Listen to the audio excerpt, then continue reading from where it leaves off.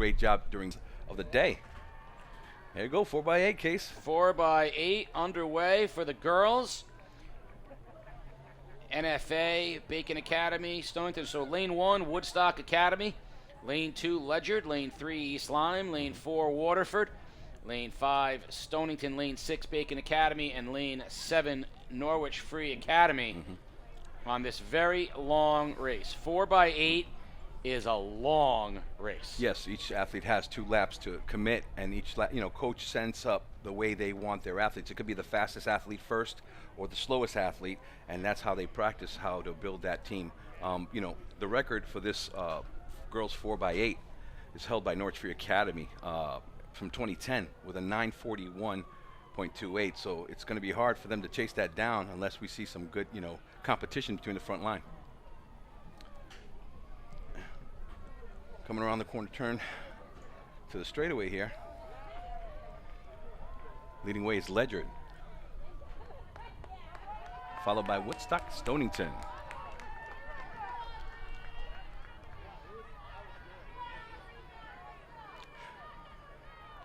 Woodstock Academy was the fastest at 10:22. Quite a ways ahead of number 2 Ledyard. So we'll see if anything changes here in the championships. Yep. Girls continuing to jump. Boys will be jumping. Discus will be throwing. Everything's moving here at the ECC Track and Field Championships. You can see now the separation between Ledyard and Woodstock and the other pack. The girls in the back there seem to be balanced out, and this is something that we've seen throughout the season as they compete, even between invites and so forth. These athletes see each other pretty much, I would say weekly throughout the year if it's not in their league, because we do have tournaments that come on the weekends. So they've seen some top competition. Nice pace being set by those two.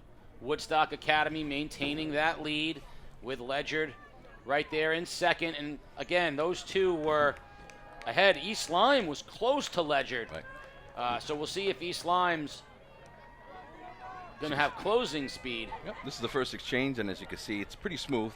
You'll see later on tonight the 400 will be a little bit different with that speed. But the first exchange to their second teammate was clean, and Woodstock still dominates this race. Starting to stretch a lead there. You see him coming around the corner. And the first thing I've noticed is the size of the first two Woodstock Yes. runners. Very tall, Strong. long, strong runners. And the lead being extended from Woodstock here over Ledyard. Long way to go in this race.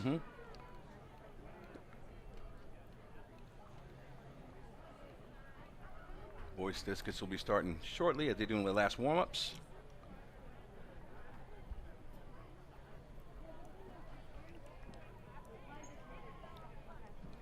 Taking a look at girls javelin. They're still warming up. Isabel DeLiva Beauchain still leads there. Boys discus, we're heading into flight 2.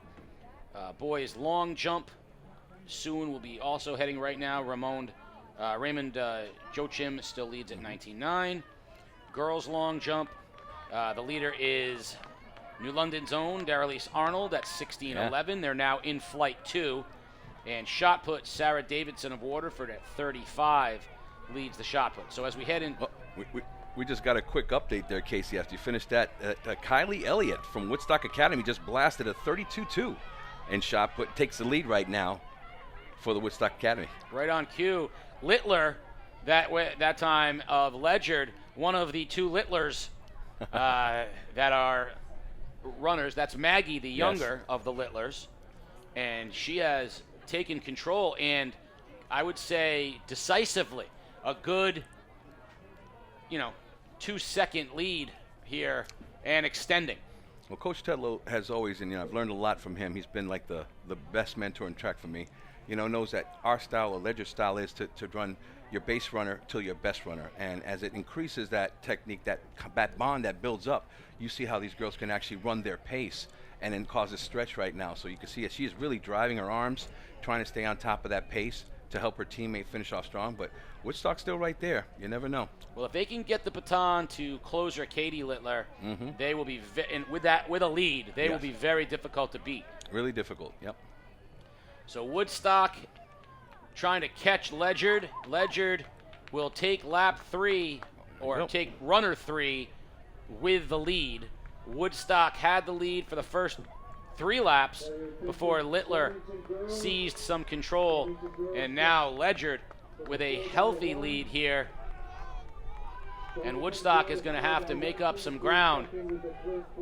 And Ledyard is off to the races. This is a good feeling right now where that team has been working hard. You can see the difference, the stride and the distance. You know, distance runners really, you don't want to have this tightness of running like you see sprinters make. Everything's all about stride. And if you could see the elbow drive to the knee drive is what's making her really succeed and maintain that speed. Usually naturally, I've never been a physics guy, brother, but I learned so much. Track and field's shown so much that it's. We always say gravity takes over. It's just how you maintain your technique to keep that gravity from slowing you slower. So yeah, that's a good example. She's finishing off the straightaway here. Is that why I choose to lay on the ground rather than run distances? Yeah, I sometimes lay on the ground. I can see the earth move. Gravity taking over. Yeah. I that's right. Especially I had some rice and beans over at Donatello's today, and I was like, I can't eat the whole thing. I had it a little bit because I came over here because I'd be falling asleep. We can't have you falling asleep. No. That's a beautiful 1 lap left. Woodstock doing a nice job, though. This runner for Woodstock has made up some ground. And will be trying to get their closer in position as Ledyard maintains the lead. Seems like every runner that's on the track right now has stretched out to their pace. There's no close races in between, so it's really numbered well. But it's really exciting to see that Ledyard is really holding it strong right now with this lead. What's slowly chipping away is Woodstock as she's getting closer. Will she have enough time to get around the corner? We always say that the last 200 is the toughest for any runner. It's one of the best, I disagree. Really? I think the first 200. I would think so too. Because there's no last 200 for me. The first 200 is the last 200. We kind of joke around when we see a person in the last 200 with their form breakdown. We call it breaking the engine. Yes. And a lot of guys, when you see that, especially like the 400s, it's one of the toughest races where you come around that last 200, you feel like you have no breath, but the technique gets you through. And here comes our young lady from Ledyard. And she's going to pass the baton off to Ledyard's closer, who should be Katie Littler. But look at Woodstock Academy. Right there. That's the love of this meet. She's a closer. She's made up some ground. We said if they could get it to Littler with the lead, and they have. There's Kate Littler. And this should be a fabulous last 2 laps here. These two teams were only second apart in their, PRs during the course of the year. Can Littler hold on? She has been such a successful athlete for Ledyard.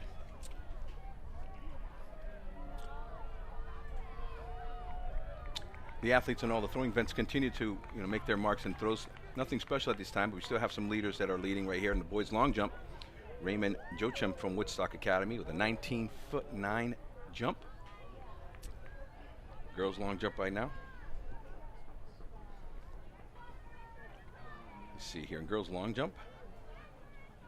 Dorilys Arnold from New London, 16 feet 11 inches. Down the stretch. One more lap after this. Ledyard maintaining a lead over Woodstock. I feel like it's been about the same.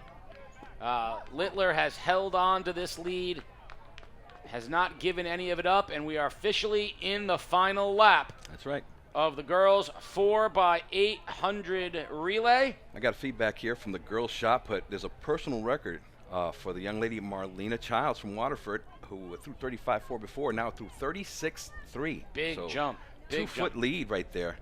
Now, to put it in perspective, Woodstock Academy was 13 seconds faster than Ledyard during the regular season.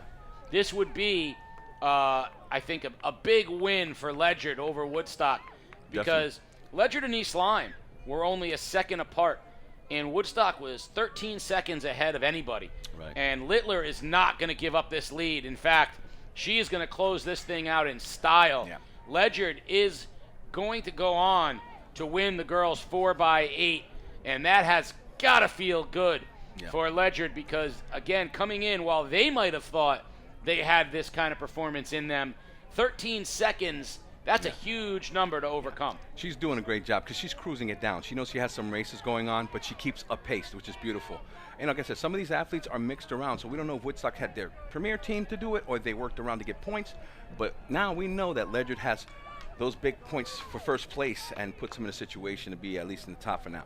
And Littler crosses the finish line for Ledyard. And right on the heels, Woodstock Academy. I'm with Kate, Maggie, Josie, Fionna, Coach Tetlow. Was this expected or was this kind of a surprise today? We were seeded second going into the race, but we knew that we had a lot of strong legs. We hadn't run, not everyone had run their strongest leg in every race this season, so we knew that if we all ran strong legs, we could pull it off. It's pretty cold out here. What was it like running in the cold today? It was a bit unexpected. It's been pretty hot this week, but I'm grateful that it wasn't, 90 degrees. I guess you can look at it that way. Coach, the first event, get a win. How does that feel? I know you guys are competing for the Division II championship today. Good way to start the season off as far as a big meet like this. Great competition. Yeah, so they started us off the way we wanted, win. Yeah, so. Congratulations, girls.